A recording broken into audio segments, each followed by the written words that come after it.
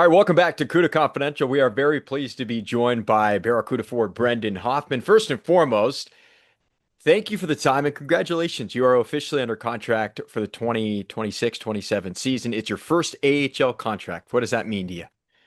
It's a lot. It's exciting. It's really cool to be given the opportunity, but I think now more than ever is the time to start working and, get ready for the season.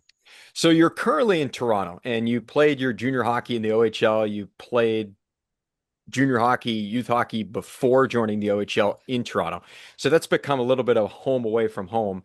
What is your summer like? I know you're from North Carolina, you're from Charlotte, and you spend some time there, but you're right now in Toronto. So lay it out for us. What does your summer look like? How are you training? Where are you training? What's going on? I've been with Dan Noble for a long time now up in Toronto. I was here back when I played U16 and when I played in the OHL for Erie. So I kind of just always have, relied on him. He's been a really good source of, training and guidance for me, I think, as well. Plus, I think the program he runs and the guys that are in it just kind of add to the overall effect that it has and the positive benefits I think it gives me. Um, yeah, but outside of that, obviously, there's a lot of miles on the road.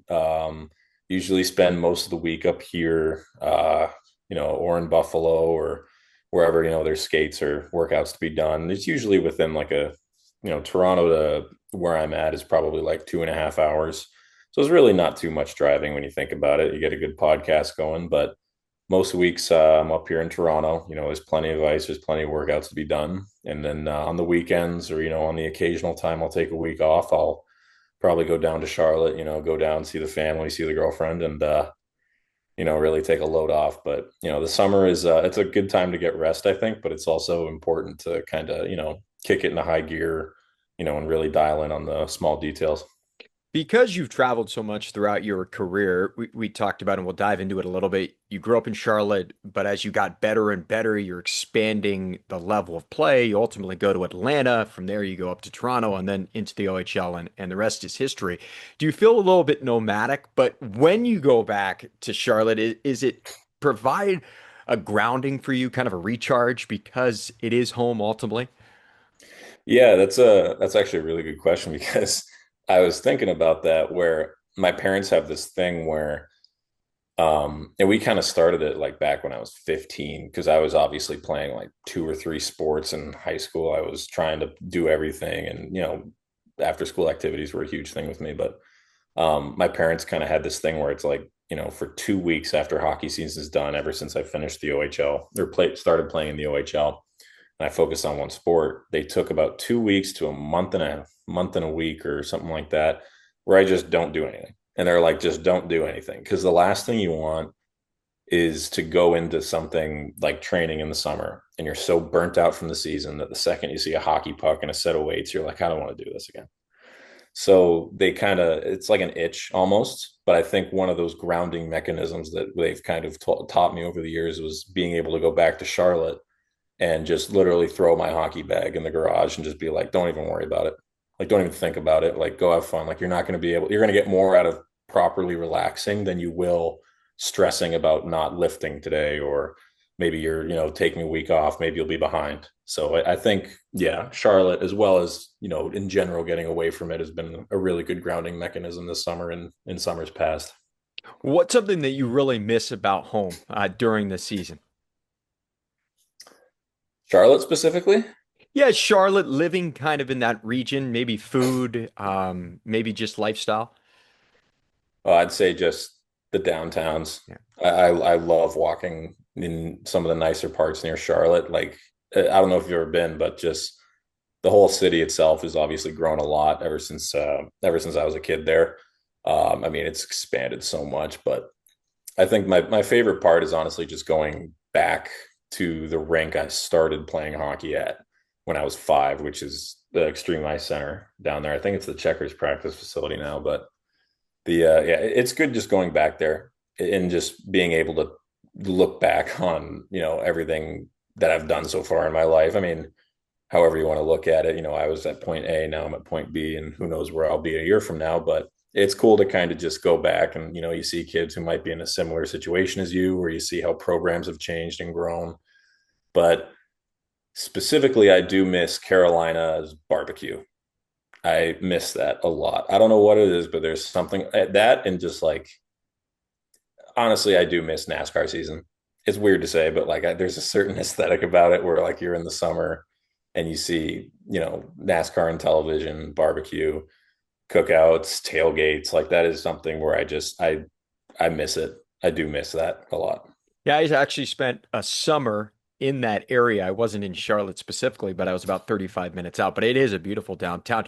It's a big banking community. I believe that's where Bank of America is based out of. And then you mentioned NASCAR. I think the NASCAR Hall of Fame is based NASCAR out Hall of of Fame's right downtown downtown. Charlotte as well. But a beautiful town, really clean. But yeah, really, really cool city. Are you a sweet tea fan?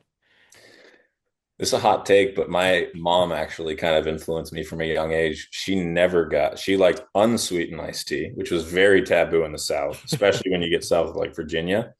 You have to specifically ask for it because when you're north, you can just ask for iced tea and they'll give it to you unsweetened. But if you go south, you get to a certain point where they stop. Even if you get iced tea, you're just going to get sweet iced tea.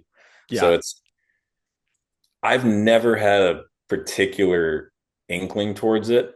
I've only had it a couple times, but the one thing I do definitely like about the cheer wine is actually one of my favorite things down there. What is But that? it's like a sweet cherry soda almost. Okay. It's not even like a soda. It's like a very lightly carbonated. Like I can only have it a couple times because it is really sugary. But it's a southern one I like from Yeah, there. it's a comfort, maybe a comfort food. Yeah, it's funny with the sweet tea because I got into it a little bit. It's really good. But Oh yeah. once you realize just how much sugar is in it, it's hard to get past that because I mean there is a lot of sugar in it, but it is very, very good. There's a reason why it's as popular as it is down there. Oh yeah, and if you watch how they make it, you realize how much sugar Yeah, they just put the in it. white sugar just getting Oh my, poured in it's there. the whole Yes, carton just right in the top. You're like, oh, that's the whole thing. That's yes. going. That's amazing. So let's go back to last year. So you came in and you were having the best season of your career in Idaho. You had 32 goals, I think, in 44 games. You were leading the league, and you didn't play in the ECHL for the final 2 months of the regular season, yet you finished top five in goals. What clicked? Because you scored 25 goals the year before, and then 32 in 44 games, leading the league at the time that the Barracuda signed you to a PTO. So what switched in your fourth season of pro?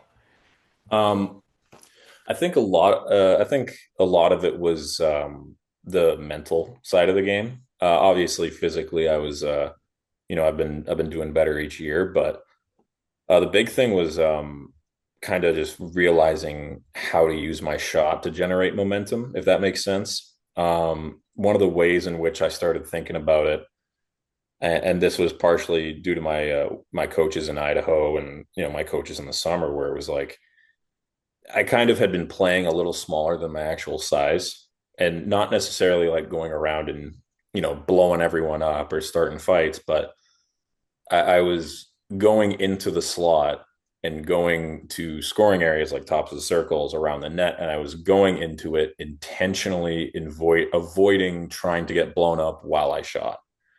And I think that started taking away from how I could shoot the puck with more accuracy or more power. So it was like, I think it was kind of a touch and feel thing because my first couple games, I still had to get, back into the pace of play and everything. But guys, when I started really like, shooting the puck and then following up, I feel like guys started, backing off more. So I think part of it was definitely attacking the game as opposed to sitting back and letting stuff happen. You know, maybe it's a bad angle shot, but if you take like a shot at a goalie's feet when he's not expecting it out of the corner, that could go in the net. And the goals all count the same on the scoreboard. It doesn't matter how you get them. So I think that was kind of just, being able to use offense to generate momentum was a big thing I started changing. That and just body positioning, it's something that, worked on a ton, obviously up in San Jose. But I think a lot of stuff was just getting stuff to the front of the net and using my size was kind of the big focal point. Is that something you have to learn? Because It seems like from a fan perspective, from a broadcasting perspective, we just assume big guys, you're big. You're going to use that big frame. You're going to be physical. You are a big guy, and that's an understatement. What do you weigh now on a good day? I mean, you're listed Uh, at 240 odd pounds. What do you weigh yeah, normally? I think I'm in the season. I can get anywhere from like 240 to 250. Usually I'd hover right now. I think I'm 242, 243. So definitely on the larger side in terms of size, But but you carry it well. You're just a big guy. I mean, you're naturally a big human being. To learn how to utilize that size, and you mentioned it doesn't mean going out there and being just a physical menace force in that way, but using your frame in an offensive situation to advantageously put you in better spots. That's got to be something that is learned, right? It's not always just a guarantee people are going to utilize their size if they have oh it. yeah. Yeah, like I mean the biggest argument towards learning your size, it doesn't really put you into just because you're big or you're small doesn't like automatically put you into a niche of what you can and can't do. It might give coaches and everyone like a first impression, but I mean like Vinny, like Anthony Vincent, like what is he, 5'11", 5'10"? Yeah, around there. He's probably one of the hardest hitters in the league. Like he's a maniac. You know, when he's forechecking you, he's going to put you through the wall. That's the guy's not necessarily the biggest human being, but he plays like it.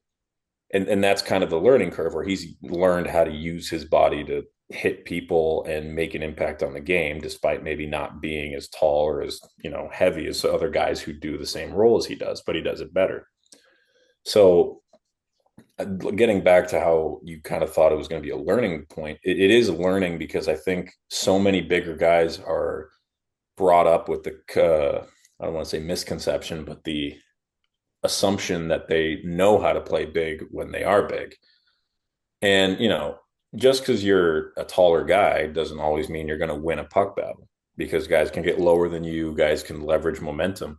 But I do think bigger guys have to learn how to use reach and know that, if a guy's going to bump you in the corner, how to use that. Because when you're shorter, you typically are lower to the ice. You have a little bit better knee bend most of the time. It's definitely was a learning curve for me. I mean, I shot up from like 6 foot to 6'3" or 4 when I was in my second year junior or first year junior. And it was, and no one teaches you how to change how you skate, how to change how you bend your knees. Like it's a very difficult thing to learn because some guys can just do it better. Some guys have to be more upright. I think it is a big learning curve. And I think most of that comes from in game, just getting bumped, see how you feel. Maybe if you change your body one way or the other, you'll feel better getting hit or feel better hitting. So I think a lot of it was experience and getting just settled into the right mindset. But yeah, I think it was important. It was a big part, I think, coming into this year, the whole size aspect and learning how to use it. When you've seen your growth and evolution from the OHL to not even knowing if you were going to be a pro hockey player to now entering your fifth season, you're going up a level. You've got a chance to be on an AHL roster this year. Do you feel like you're just kind of scratching the surface on what you could be and that there's still such a high ceiling given your physical package and given the trajectory that you have continued to go along during your career? Oh yeah, I mean, you always want to be looking forward and looking beyond, but I think specifically you kind of can't let yourself get lost. So, I mean, I can sit here. I mean, I'm probably on the bigger side of players that have played in the last couple of years. I've got decent size. I know I can, work hard and all that.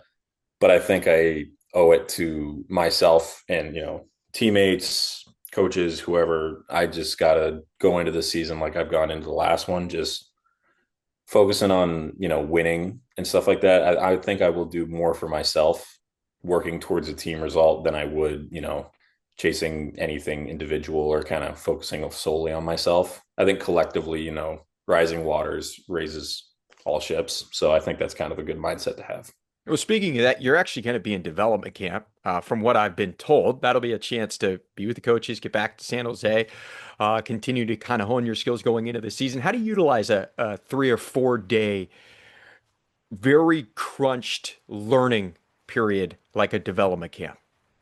It's good. I think it's really good too because you kind of get, obviously it's a dev camp, so you get some guys from the draft, you get some guys who are invites, and those guys are obviously very hungry and they've been working really hard. They're going to be chomping at the bit for an experience like this, to make any impression they can.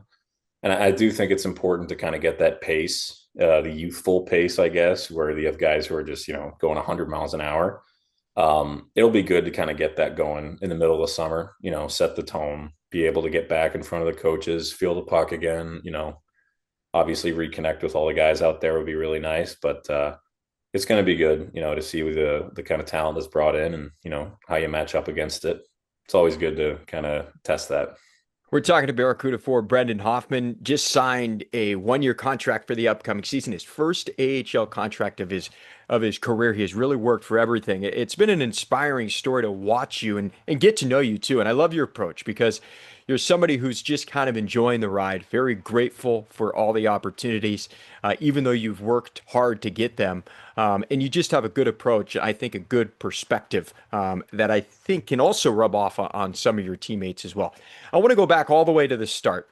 You, as we mentioned, are from a very unique background. Certainly, California is not a traditional hockey market, but neither is Charlotte, North Carolina. 2 hours away is an NHL team in Raleigh and the Carolina Hurricanes, but that was not necessarily right in your backyard. It's a couple hours away. Um, Take us through the story. I know it was kind of a unique one to kind of cross paths with the sport. You were at a field trip, if I'm not mistaken. You saw a woman training as maybe part of the national team you had mentioned. Tell us the story how this all started, this hockey journey. It originally did start with that field trip. I saw a girl hockey player. I'm forgetting her name, but she was trying out for, I believe, the U18 Women's World Junior Championship or U17, one of those two. She was getting a private lesson from a coach in that area, and I kind of told my mom because they originally put me in figure skates, and the figure skates were just not doing it. So, and then the coach was like, "You got to put them in hockey skates," and I got put in hockey skates, and I was skating better. So I wanted to do lessons with that guy, and I ended up doing it, and he helped me a lot. And it kind of just spiraled into what I was at today, and all that. But I think a lot of the motivation also came from the Hurricanes winning the cup because I remember it that year, and that was Brindamore, Cole, Stahl, Williams, Caberlet Ward, Cam Ward too, and Aaron Ward. But I remember that them winning the cup that year had like a residual effect on the surrounding areas too. A lot of hockey wasn't big then, obviously, but I think that was a big kickstart to that area because I think only like 4 or 5, maybe 8 years later than that, which is a long time, but they started doing AAA programs in Charlotte. And when I was there, it was only AA, but yeah, that was kind of just a good motivation, seeing an NHL team from Carolina win it, especially against Edmonton, who at the time was a very good team from Canada. It was motivating. I think it was good to, have like I had a Stahl jersey, like my brother had a Brindamore jersey. Like I wore that thing to skates all the time. So I mean, it was good. It was good to see hockey could reach a community like that. And I just think I fell in love with it. Was Stahl your favorite player growing up? Yeah, I liked Eric Stahl. My brother liked Rod Brindamore. Obviously we love both those guys and everyone on the team, but those were our two. What are you making of this current iteration of the Carolina Hurricanes who are right on the cusp as we record this of getting back to the Stanley Cup final? Obviously, they run a really, really tight ship and they got a really aggressive forecheck, but you never want to count out a team like Montreal even up 3-1, but I hope they obviously go to the cup final, but they've got probably the biggest test of all in Vegas. I think at the end. I think Vegas is on an absolute heater right now. Yeah, the way they smothered Colorado was pretty insane Yeah, in I that didn't game see four. that Colorado coming. couldn't even get it past the red line. It was like Oh, nothing I had my seen. bracket looks horrible. Yeah, I know. I think everybody's just busted at this point. I had I had Edmonton Avalanche in the conference finals, but I had Montreal beating Tampa, which no one else agreed with me on, but I had that. but Okay. I didn't have them making the conference final. I Like mean, it was I fun, but yeah. to have Edmonton, Colorado, I most would have probably picked that. It's been a great playoff so far, and just the unpredictability, I guess, if you will, of it all. That's kind of the fun. Oh yeah. Um, so you start off, you go from figure skates to ice skates, and the bug has been planted, the seed has been planted rather, and now you've got this passion. Talk us through the initial stages when it became apparent amongst your family and with your parents that this was something you really loved, that you wanted to do. How do you get from that point to then traveling to Atlanta, playing for a travel team, which is just under 4 hours away from where you're at in Charlotte?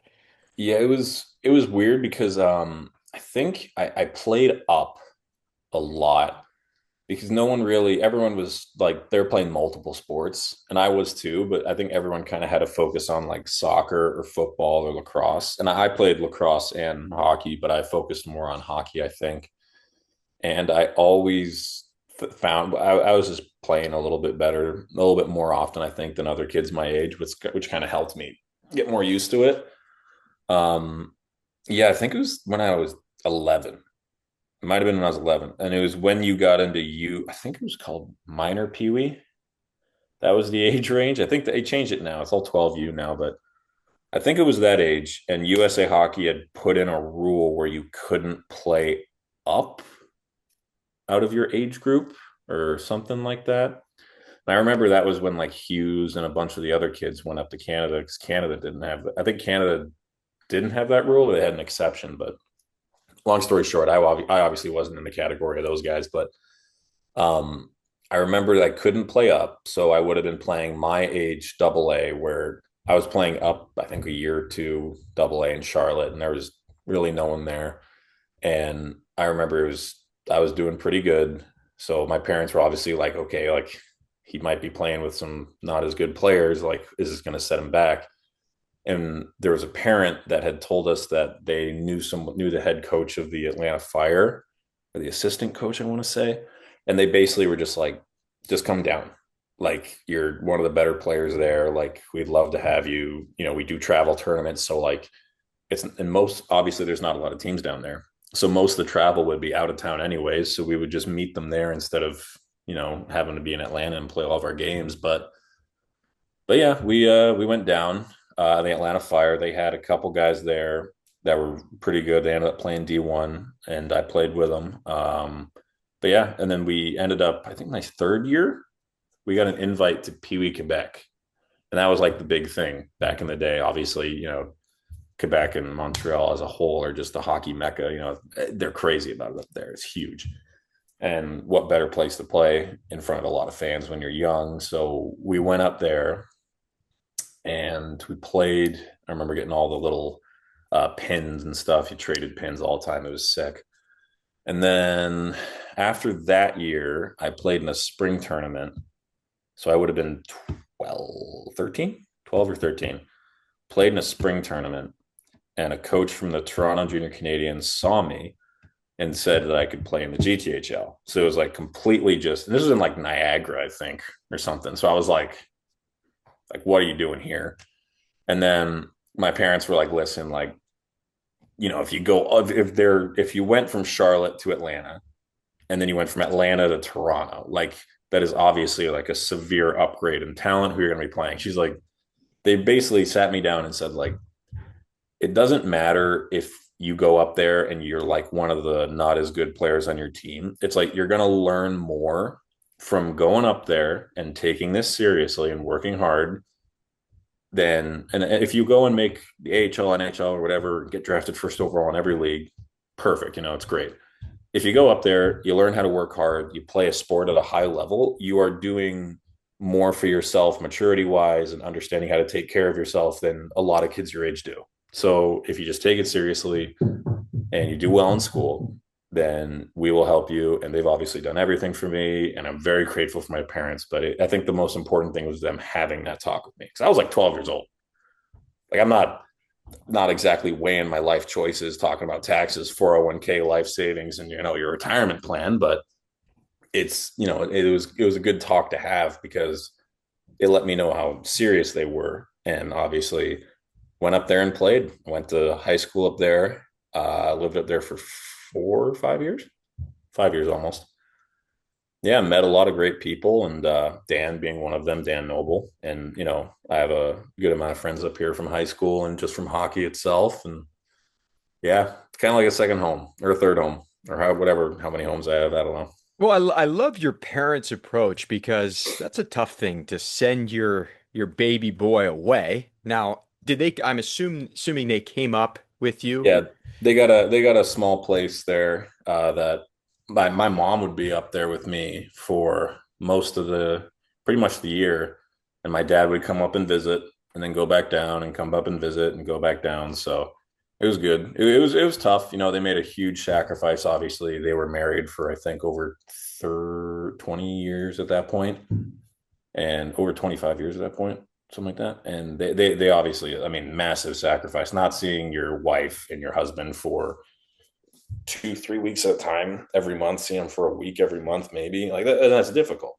right? And Right. the amount of expenses obviously was insane, but I do think that at the end of it all, like I was lucky to go on some scholarships and get some help with education and stuff. I had pretty good grades, but I think the biggest thing was obviously, understanding their sacrifice. It didn't really take the joy out of being like a high schooler or something, because obviously you don't want to put every, difficult decision on your kid. But I think it did help me realize that, I could have fun, but I also had to understand that I had to work hard at the very least. So, And what are your parents' names? Ralph is my dad and Diane is my mom. And what do your parents do for a living? My dad is a prosthodontist, so he does anything fake mouth wise. So like fake teeth, perfect. If you Perfect for a hockey player. perfect, yeah. Haven't had to use that yet. Knock on No, wood. I can tell they look all natural. So far, we'll get a couple edits on them soon, hopefully. But yeah, then my mom was in business administration, but she actually kind of got out of that so she could raise myself and my siblings. So, because I got an older sister and two older brothers as well. So, And you are the only hockey player amongst the group. mhm. Well, I just love your parents' approach because you may think they want him to play up in Toronto. He's going to be in the NHL. Our son is going to make it all the way. But instead, they took an approach of what a life opportunity, what a chance for you to grow as a young man, as a young human being. And if you have a successful career off of that, great. But the lessons that'll be learned, the experiences, that weighs a lot more than potential opportunities as a hockey player. I just love that approach from your parents, and it sounds like they supported you all the way and made some incredible sacrifices to see you succeed in this sport. Yeah, and I think it was good too because they're I mean I witnessed it more in Toronto than anything. The whole the really upset parent at a hockey game thing. And my parents never really got like that if it was like a matter of me not scoring or like not winning a game.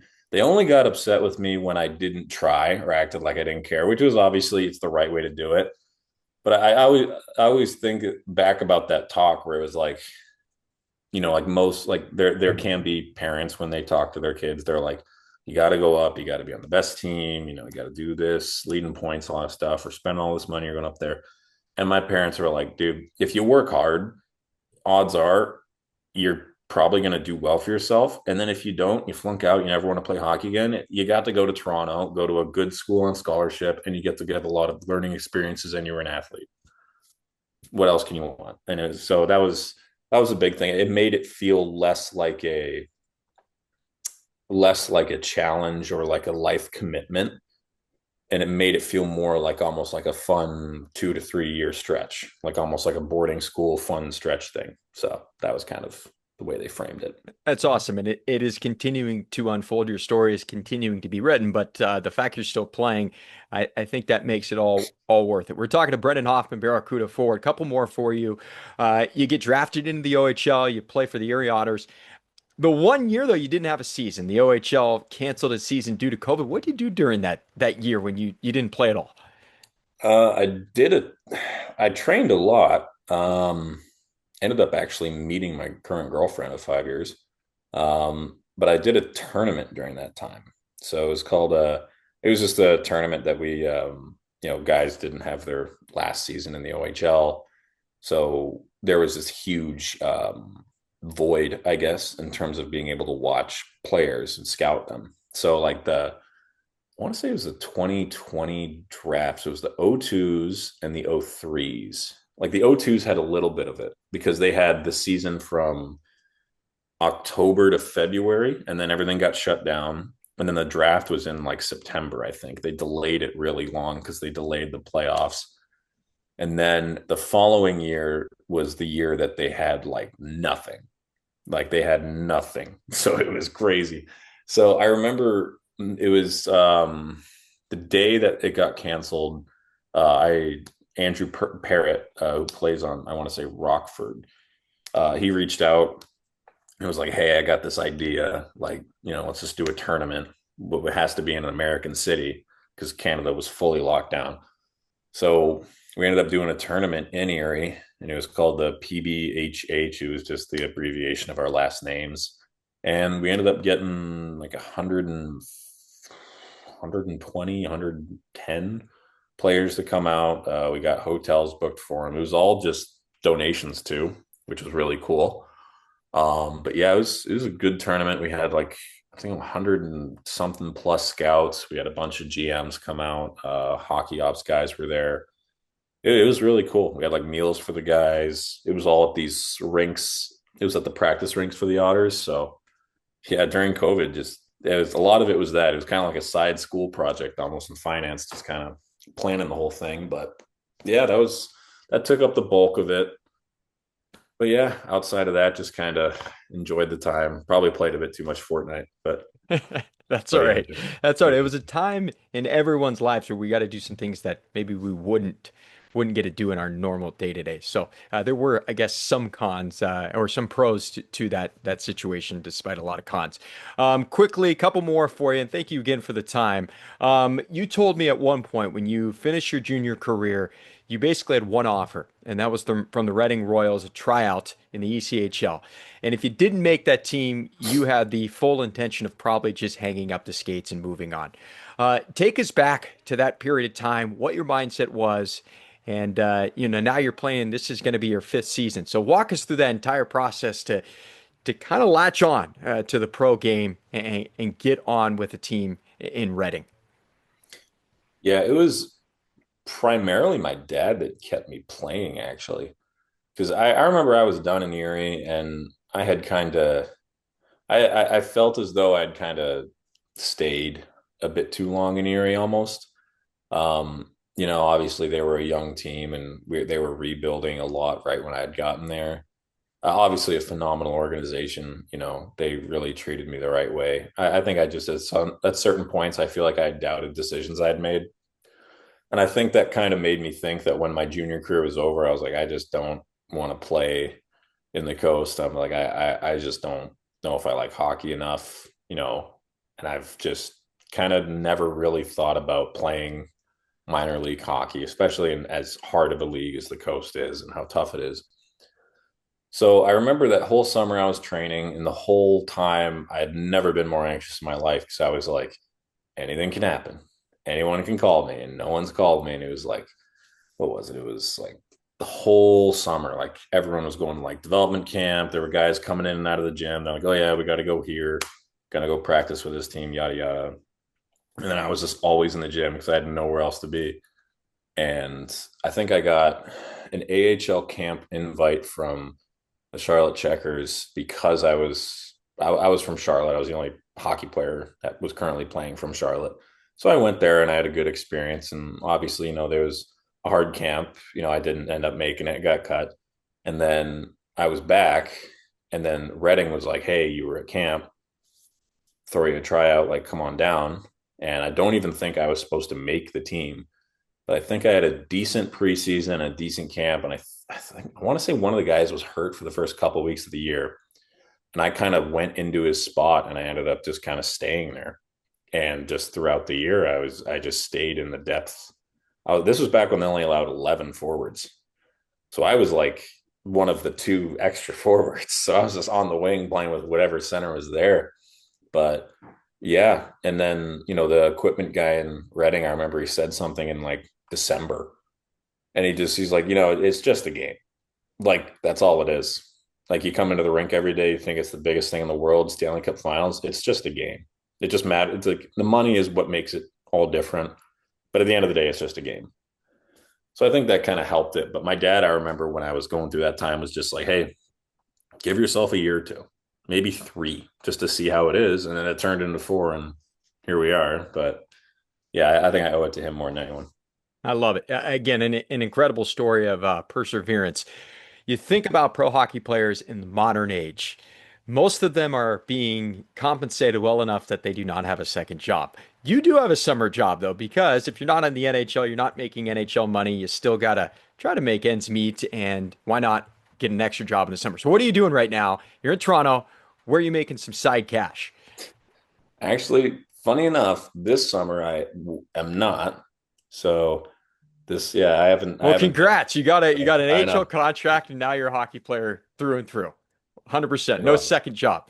I can relax. I can relax Love for it. now. So yeah, I think Love I it. think most of it though, the last couple summers has just been, being really frugal and saving money and stuff like that kind of helps you. So, but yeah, my parents have helped a lot, obviously, and I've kind of saved money in a way that's kind of helped me not have to worry about it too much in the summer. But yeah, I mean, it's always good. Plus, you tack that on. I've been trying to do school in the summer. This year, I'm not actually, so which is nice. So, taking a bit of a full break to focus on everything, but it's been good. I think it's good to get away from it in the summer a lot. That was going to be my follow-up question to close this interview out. Going to Penn State online, majoring in cybersecurity. You've got an emphasis in a couple of different departments as well. Beyond that, you said you're not taking classes in the summer. Good for you. Get the summer off to recharge. But how's school going? And I mean, again, very impressive that you're trying to accomplish that while playing pro hockey. But how's school going? And then I want to ask, dovetail off of that, what would be your future endeavor post hockey career? So yeah, school's been going good. I just finished my spring semester. I'm gonna apply for classes actually in the next week, but it's been going good. I've got a couple of roles on it already. It's like the some excellence thing, but I've been doing good. Been getting A's and B's pretty much in everything. But yeah, I mean, it's good to find a balance, where you can orient your days because there is a lot of downtime. I think during the season, there are some points where you'll be, day to day to day, you're just doing everything. You get home, you're dead tired, but there are days off where you're just sitting at home with nothing to do, and I think it's good to get out of bed and stimulate the brain a bit and do a little bit of work. But oh, what was that? What was the dovetail off that? Just what do you see yourself Oh, the future maybe job. Yeah, that's right. using with that degree? Um, Obviously, I kind of have a knack with computers, so on anything in that field would be really fun. Especially like white hat hacking is interesting, where it's like you would work for like a corporation and you would attempt to hack a one of their mainframes or one of their websites or their services, and you would essentially just find ways in which they need to improve security. So that's obviously like a really cool way of applying my degree. There's kind of like more relaxed ways of doing it where you're just like a security consultant or like an IT consultant. But I think going to the finance side of that, one of the things I really like was kind of going back, and because of hockey, I would like to almost become an agent in a way, or some sort of player representative. I wouldn't even mind being a coach, but I just think I'd have to have some time away from the game for a bit to get back into it like that. Yeah, I think doing something in hockey would be like a really cool thing. I've thought about like business ideas before with it, but kind of just creating like I guess like a portal to do like all of the NHL's like contract negotiation and like different things with, so all the database information is stored in one spot and like teams can use it in different ways. They get around like tax differentials and stuff like that through different states and different organizations. But yeah, just there's a bunch of business ideas, but I've also my sister also had a good one that pitched to me, and it was it was making a women's clothing brand with big enough pockets. That was the other one, so Okay. that could be Okay. a good idea. But Well, we don't want there's to give away your idea. This yeah, maybe. they'll be out there. Someone's had these ideas. So is school actually paid by the OHL? Was that part of your deal? Yep. And so how quickly do you have to utilize that? It was until I want to say second or third year after your last game in the OHL. But because of the COVID year, they extended it another year Okay. or another 2 years. I'm not sure, but it was, yeah. But I've been using it since, and as long as you are continuously using it between the winter and spring semesters, you're not required to take it in the summer, the way I understand it. But if you are just taking it, then you pretty much are going to get the benefits of it. So they're really supportive, and they've got a really good thing going on over there with promoting education post hockey. So Well, if you were a little younger by about 2 years, you in theory could have went and played NCAA hockey. Do you ever think about that, that could have been a thing for you? yeah, it's so weird because I think back in the day, a lot of guys had that was like a huge decision when you were what, like 16, 15. Everyone's like, oh, I'm verbally committed here, I'm verbally committed there, or I'm going to go to junior here, junior there. And it's like, it was such a huge decision back in the day. And nowadays, guys don't even have to think about it, which I think is more beneficial. It takes the stress off of it. You get the best of both worlds at the end of it. College is more of a man's game. You get it towards the end of your junior career, and you can start out playing junior and get exposed to a pro schedule at a young age. So I think it's better nowadays than opposed to having to make a decision when you're 15 about whether to go to college or playing junior. It's a crazy hard decision to make, but Yeah, I know it's been a transition. Some of these leagues are a little bit vulnerable, I think, with the change, but ultimately it's best for NCAA hockey. I think we'll see more schools get incorporated in the coming years, and I think it's better too because guys can go play in what's considered the best junior league in the world, in the CHL. Brendan Hoffmann, congrats on the contract. It was awesome getting to meet you last year. Just such a nice guy, obviously very intelligent guy, well thought out. We appreciate the time.